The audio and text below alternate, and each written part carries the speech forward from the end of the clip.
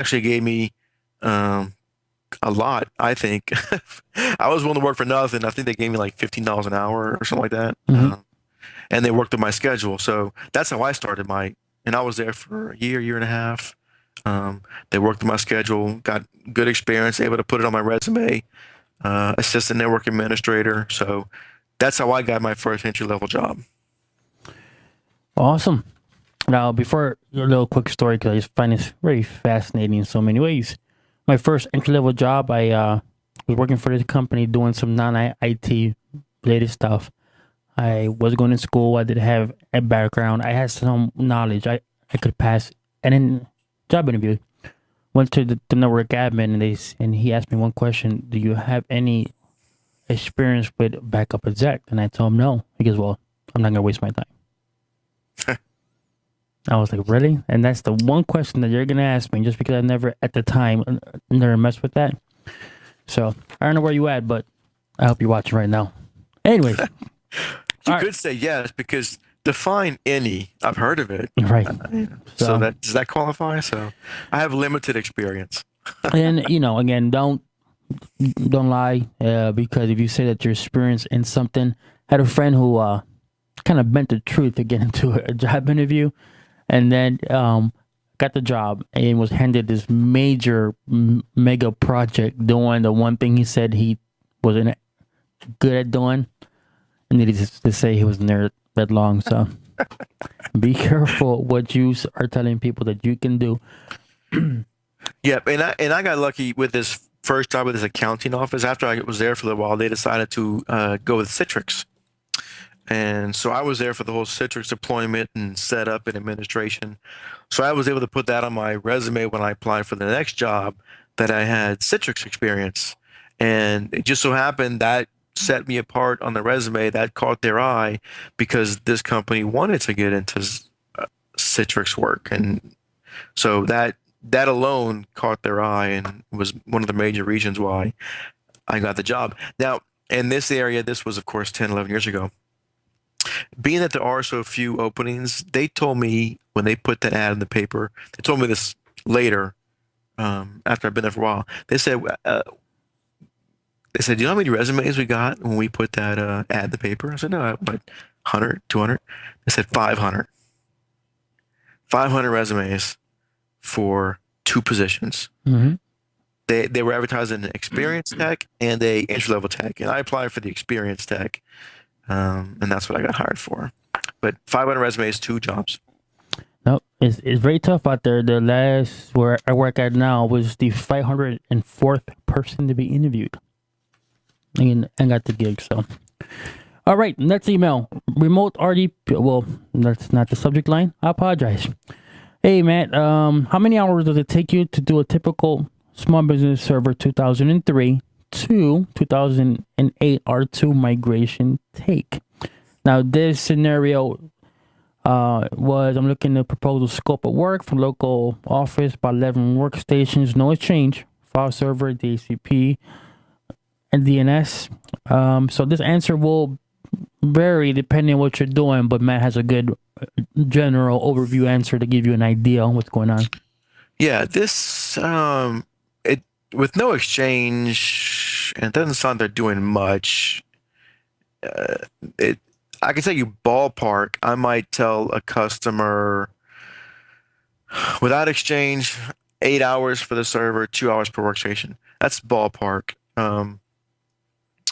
Because if they have a lot going on, it could be a lot more.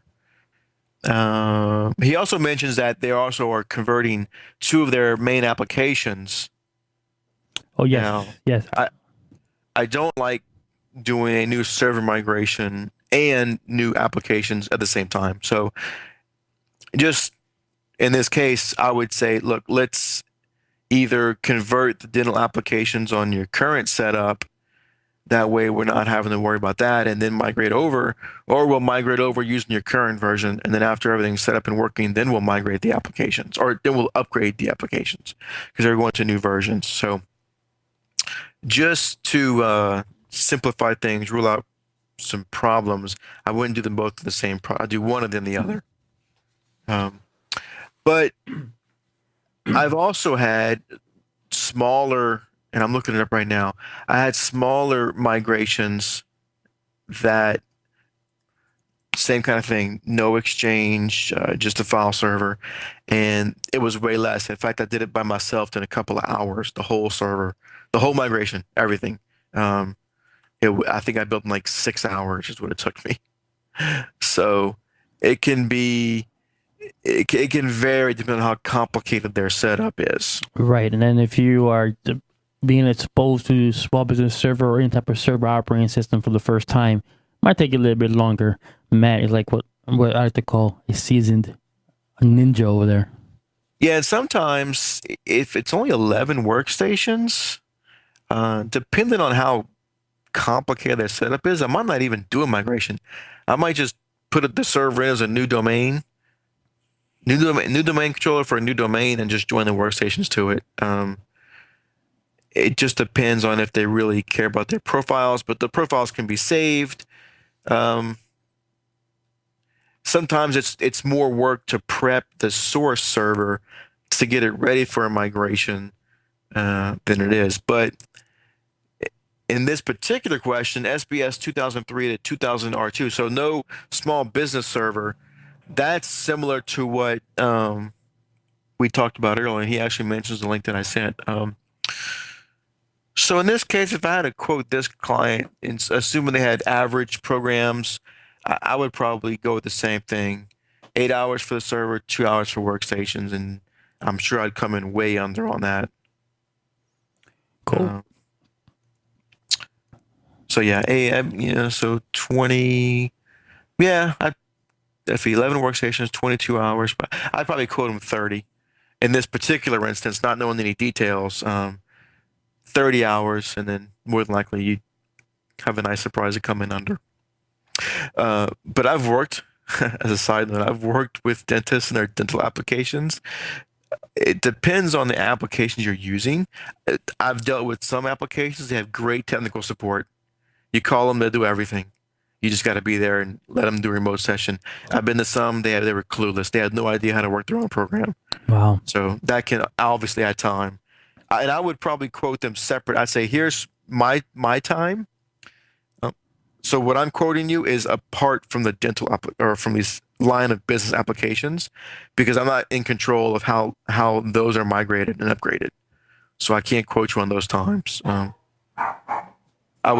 make and normally when we have a application like that, I tell them this is for my time only. We're gonna just have to work with a vendor to get them. This one server where I think I charged them 6 or 700. 6 or 7 hours. Oh, okay. And because you were breaking up, sorry. For the whole thing, yeah. Gotcha. Okay. I told them that's to move my part. They have a line of business application, which is a specialized program for their industry, and I can work. I said I can work with their support and get it moved over, but that's not in my estimate that I gave them.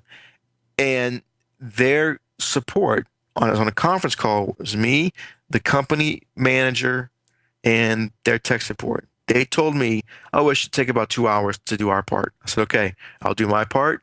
We'll give you a call. We'll do this. Their quote was 2 hours. Do you know how long it took them? How long? 2 weeks. Ooh, Yeah, 2 weeks. And of course, she asked me why did it take us so long? I said, well, that's a question you should direct to them because that's their part. And she wanted me to be the liaison between them. So anytime they wanted to do something, they had to call me, which was fine. I'd rather them do that anyway.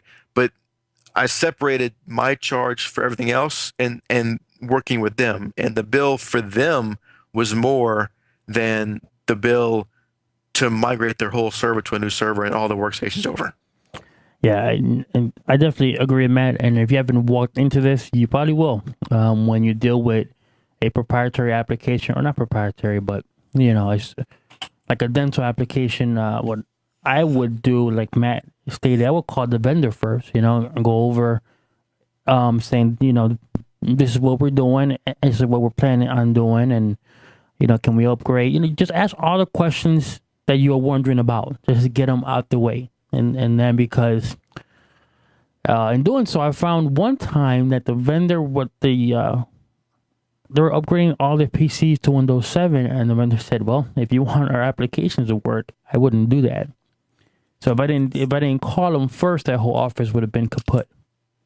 Right. Yes. And see, anytime we get the new server, we have to make a list of all, if we don't have it already, a list of all their business applications. What are you running? And we have to verify, uh, does the version you have work with what you're going to get? If not, is there a version that needs to do it? Because we had a company who just bought Windows 7 computers. That's all you can get now. Well, they didn't check with their vendors, and they have 10, 11 main applications. I think more than half didn't work with Windows 7 on the version they were on. So we actually had to do a hurry up upgrade to a lot of their business applications so they could use Windows 7. So definitely important to keep all the whatever support you have with their vendors, or not their vendors, but their support for their line of business applications. Mm-hmm. And I always recommend that the clients, if it's what you use to run your business, if it's important, I'm talking about Office or Word or Excel or that kind of thing.